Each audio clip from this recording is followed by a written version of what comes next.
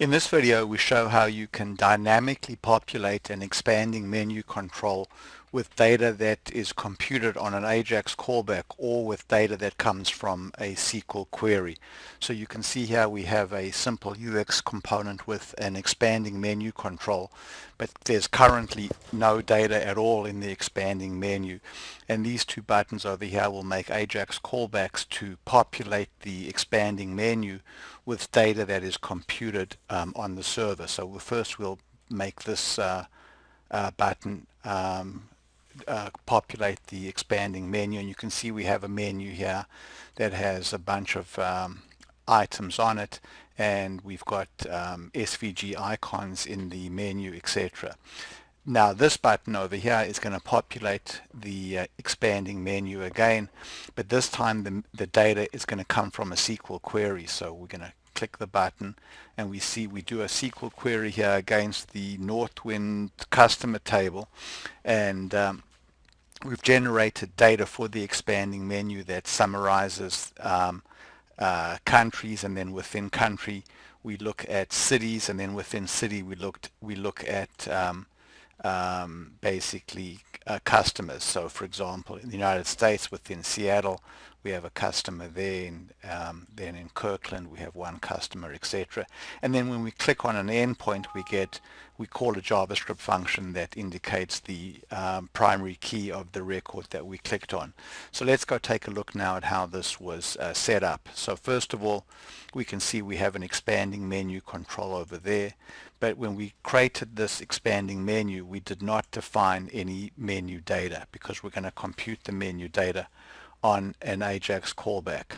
So now we'll take a look at this first button over here. So this is an Ajax callback that calls a function called XB, and then the second button over here is again an Ajax callback that calls a function called XB SQL. So let's go take a look now at those two XBasic functions. So the first function let's take a look at is XB.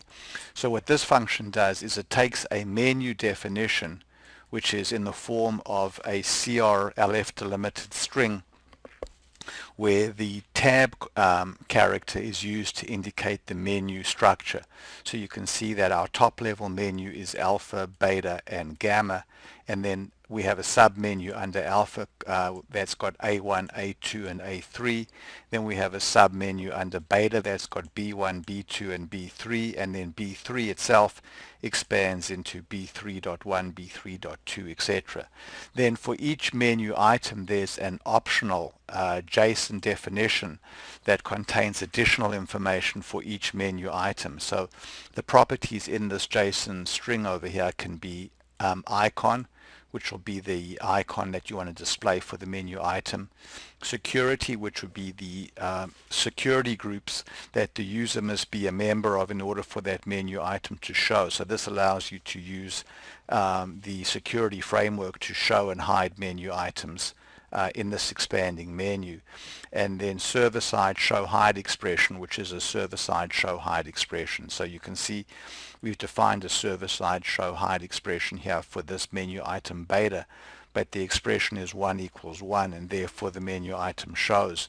But if we were to change this to 1 equals 2, then the whole menu item from beta down to there would be hidden when the XBasic function executes. So this is our menu definition. We then call a helper function that turns this menu definition into the JSON required in order to populate the expanding menu, and then we generate the actual JavaScript itself to populate the expanding menu. So you can see here we're going to get a pointer to the expanding menu control, and the data that is used in the expanding menu must have items property and actions property. So I'm going to actually pause now and pick this up in the next video. So we're continuing now to look at how the Ajax callback populates the expanding menu control. So the expanding menu control basically has its data property, which has items, actions, and then it also has settings as well. So when we want to change the data in the expanding menu, we don't need to change the settings, but we do need to change the items and the action. So you can see here we basically are going to update the items and actions, and then we're going to basically call the refresh, and then we go here and we replace this placeholder with the actual ID of the expanding menu, which was actually called expanding menu. So let's actually go now and execute this code again, but we'll put a debug one statement in so we can watch the code executing. So we'll go back now, go into working preview and click the button. So here we are in the Ajax callback, and now we're going to just basically step over this function and take a look now at the JSON that got generated. So we can see here that the JSON that got generated has it's an object with an items property, and then it also has an actions property.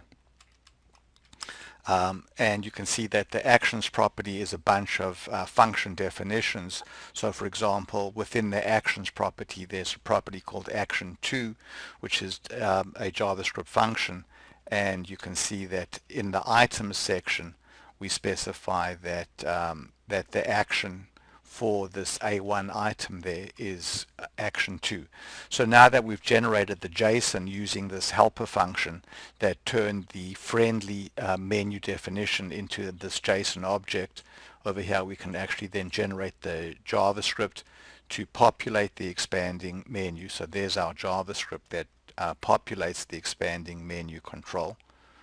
You can see there's the JavaScript over there, and then we return that JavaScript to the client, which goes ahead and populates the expanding menu. So let's go now and take a look at the second XBasic function, which did the SQL query. So if we go here, we can see we have another helper function called A5 SQL JSON expanding menu, and this function basically takes a connection string, the name of a table that you want to query against, the fields that you want to return from that table. So this gives you the structure of the menu. So the top level menu was country, within country we had city, and within city we had contact name. Then we can specify that when we click on an endpoint, so basically each contact name is going to be an endpoint in the menu, that we'd like the endpoint value to be equal to the customer ID. This is the filter for our query. This is the order for our query. And this is the name of the JavaScript function that we want to call when the user clicks on an endpoint. So when the user clicks on an endpoint, we're going to call a function called select customer, and we're going to pass into that function as an argument the value of the customer ID for the record that the user clicked on. So we then call our helper function, which generates the JSON data for the expanding menu, and then we populate the expanding menu in the exact same way that we did for this function over here. So this basically allows us to create complex SQL queries that return the data for an expanding menu. So let's go quickly and take a look at it in operation again. So we tap on the button here, the Ajax callback takes place, the expanding menu gets computed. When we click on a row, the menu expands. When we click again, when we reach an endpoint like this, then we call our JavaScript function, and we pass into our JavaScript function the name of the primary key for the record we clicked on. So that JavaScript function is defined over here. It's called select customer, and we pass into it the primary key of the record that the user clicked on. So what we've shown over here is how you can use XBasic in an Ajax callback to dynamically populate an expanding menu control. Thanks very much for watching.